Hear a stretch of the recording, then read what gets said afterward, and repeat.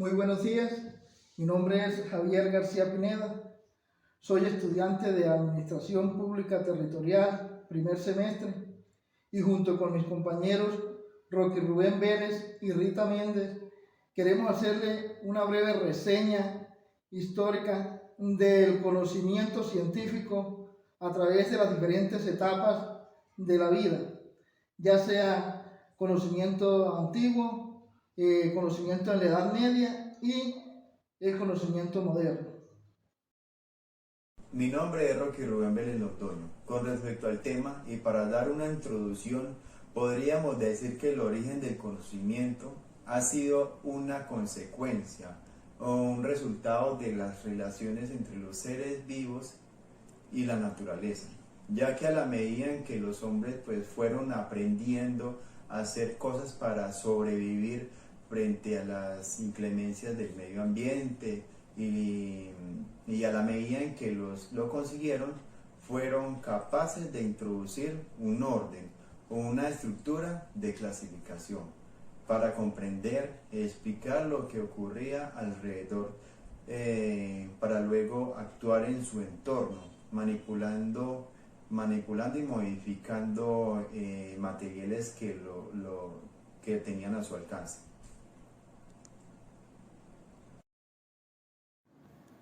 Por consiguiente, lo primero que hace un sujeto es conocer el entorno y así someterlo a sus propios intereses de adaptación, para llenar de contenido todas las cosas que le han llamado la atención, es decir, darle explicaciones para poder apreciarlo de una manera más coherente, ordenada y clasificada, y de ese modo, dicho individuo se sentirá mucho más confiado y seguro frente a lo percibido.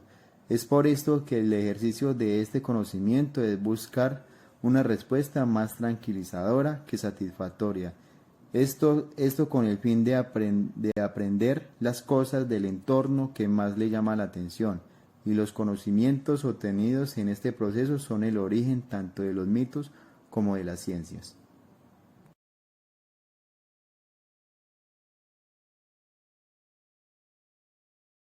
Si tuviéramos que resumir en una sola frase la diferencia que existe entre conocer y conocimiento, habría que decir que el conocer es una actividad práctica que desarrollan los sujetos para distanciarse, tomar distancia respecto a su entorno, y que el conocimiento es un mapa de los trayectos practicados por aquella actividad.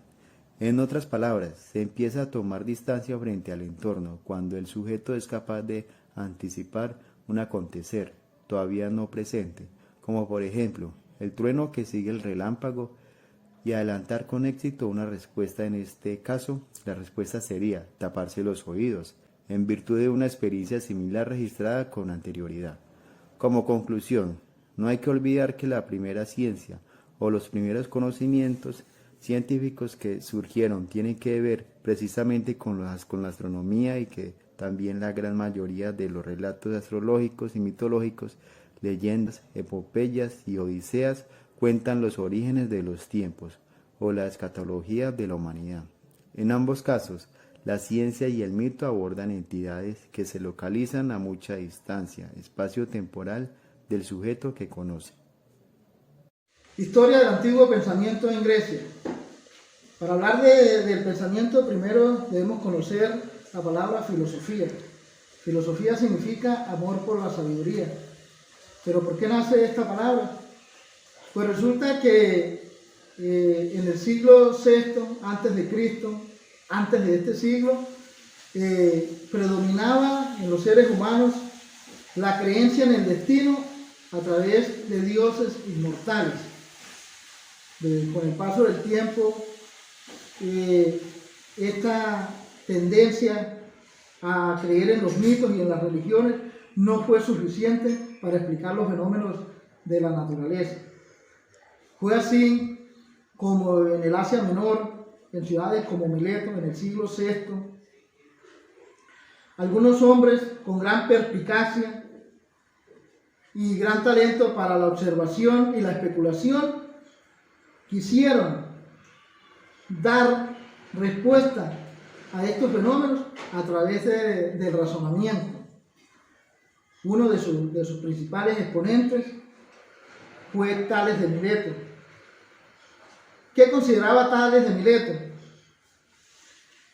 Para Tales de Mileto, el destino ya no era fundamental. Ahora lo fundamental era la naturaleza.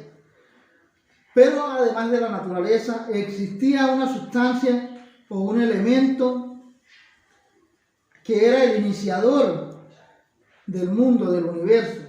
Para Tales de Mileto, esta sustancia, este elemento, era el agua. Después de que los persas destruyeron Mileto, este conocimiento se trasladó al sur de Italia. Fue ahí donde Pitágoras quiso dar su propia teoría para explicar el principio organizativo del universo o de la naturaleza.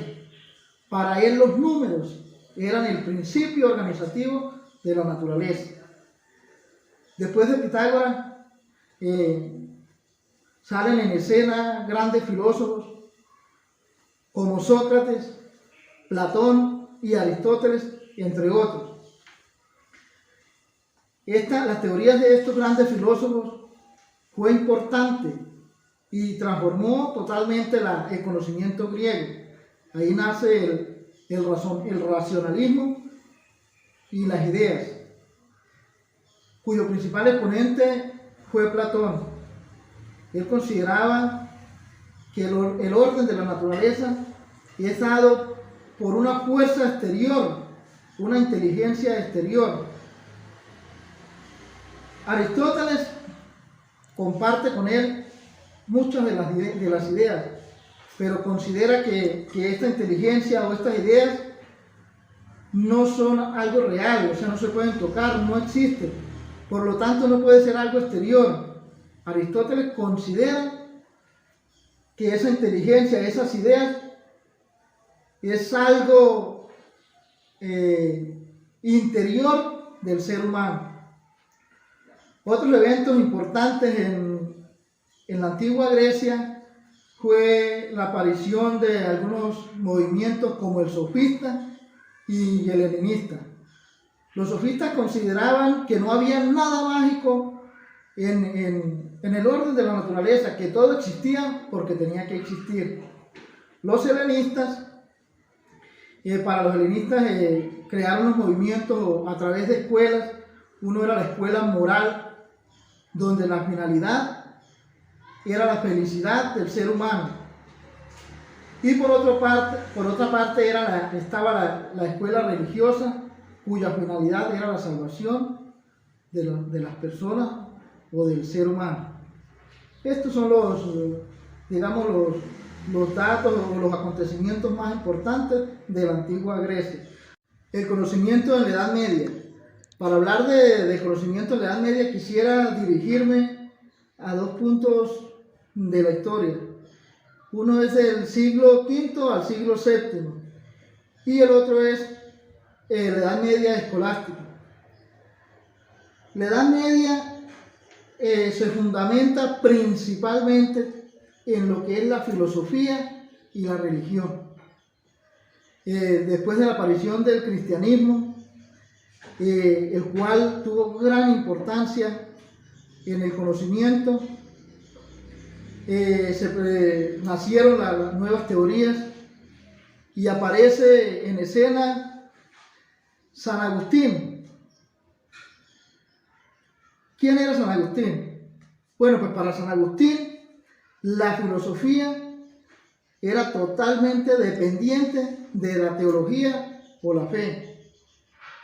O sea, esto quiere decir que para San Agustín todo el conocimiento humano dependía de la presencia o la existencia de ese ser divino que llamamos Dios. Luego en la Edad Media escolástica aparece Santo Tomás de Aquino. Santo Tomás de Aquino toma esa referencia que tenía San Agustín, pero él considera que hay muchas hay muchos fenómenos, por decirlo de esta manera, hay muchos fenómenos de la naturaleza que se pueden explicar separadamente. Algunos se pueden explicar por medio de la razón y otros se pueden explicar por medio de la fe. Santo Tomás de Aquino también consideraba que el hombre estaba formado por materia y por alma. La materia, que es parte del cuerpo, por lo que estamos formados, y que es la parte mortal, y el alma, que es la parte espiritual y la parte inmortal. Pensamiento moderno. El pensamiento moderno es una época de grandes cambios, ya que se caracteriza principalmente por el humanismo y el individualismo. ¿Esto qué significa? Que la filosofía medieval supuso la ruptura de la unidad del pensamiento y la inauguración de corrientes contrapuestas. Entonces vemos que, a diferencia de la Edad Media, en la que Dios era el núcleo central del sistema, es ahora el hombre quien pasa a convertirse en el centro del universo y se comienza a dedicar estudios a todos los aspectos posibles que guarden relación con su anatomía, con su pensamiento, su cerebro y con la historia, por supuesto. La razón comienza a considerarse autónoma con respecto a la evolución de la tecnología. Es así como los filósofos humanistas insisten en la necesidad de educar las capacidades naturales del hombre y el desarrollo de su personalidad. Se acentúan en su carácter natural del ser humano, olvidando su carácter sobrenatural, la fuerza. Por otro lado, una buena parte del desarrollo filosófico de este periodo están relacionadas con las corrientes ligadas a la filosofía clásica. Entonces vemos que en el platonismo se destacan grandes filósofos como Marsilio Ficino y el italiano Giovanni Pico de la Mirandola. En el aristotelismo se destacan estos tres filósofos muy importantes, como son Pietro Pomponazzi, Jacopo Zabarella y César Cremonini o Cremonino. Luego del siglo XVII surge el racionalismo, que integra también a grandes filósofos como Descartes, Spinoza y Leibniz. Estos filósofos afirman que el conocimiento se basa en el uso de la razón y de la lógica como principios claves de la dedicación, conocimientos innatos y la razón. Ya a finales del siglo XVII y en gran parte del siglo XVIII surge un movimiento filosófico denominado empirismo, basado en el autoconocimiento, y cabe resaltar a uno de sus máximos exponentes de esta nueva corriente filosófica. Es por esto que hablamos de John Locke. John Locke fue un filósofo y médico inglés considerado como uno de los más influyentes pensadores del empirismo inglés y conocido como el padre del liberalismo clásico. Fue uno de los primeros empiristas británicos influidos por las ideas de Francis Bacon. Realizó una importante contribución a la teoría del conocimiento social. Su trabajo afectó en gran medida el desarrollo de la epistemología, la religión y la filosofía política. Sus escritos influyeron en Voltaire y en Rousseau, pensadores de la Ilustración francesa, así como en los revolucionarios estadounidenses. Finalmente, el núcleo central de la discordia con el racionalismo se produce en torno al concepto de la razón y la existencia de las ideas innatas.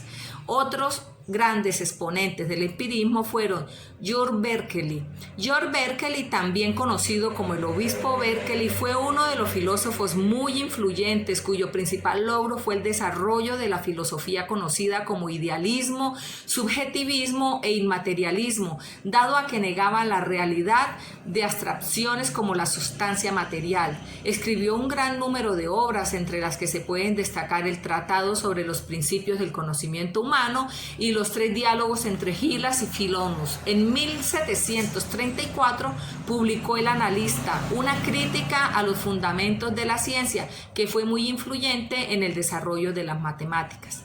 También nos encontramos con el filósofo moderno David Hume. Fue un filósofo, historiador, economista y ensayista escocés. Contribuye una de las figuras más importantes de la filosofía occidental y de la Ilustración escocesa. Es conocido por su sistema filosófico altamente influyente en el empirismo, escepticismo y naturalismo. Ya para finalizar con esta terna de filósofos modernos, les voy a hablar de Friedrich Wilhelm Nietzsche. Fue un filósofo, poeta, músico y filólogo alemán del siglo XIX, considerado uno de los filósofos más importantes de la filosofía occidental, cuya obra ha ejercido una profunda influencia tanto en la historia como en la cultura occidental. Para concluir, se puede decir que la principal teoría sobre el conocimiento de estos tres grandes exponentes filosóficos de la Edad Moderna se basa en la experiencia sensorial, lo que percibimos a través de todos nuestros 5 sentidos, y así finalmente nuestra socialización acerca de la evolución del conocimiento a través de los tiempos, en el cual les realizamos un recorrido por las 3 épocas más importantes que acompañaron la evolución humana, desde la antigua Grecia, pasando por la Edad Media y finalizando en el pensamiento moderno o modernismo.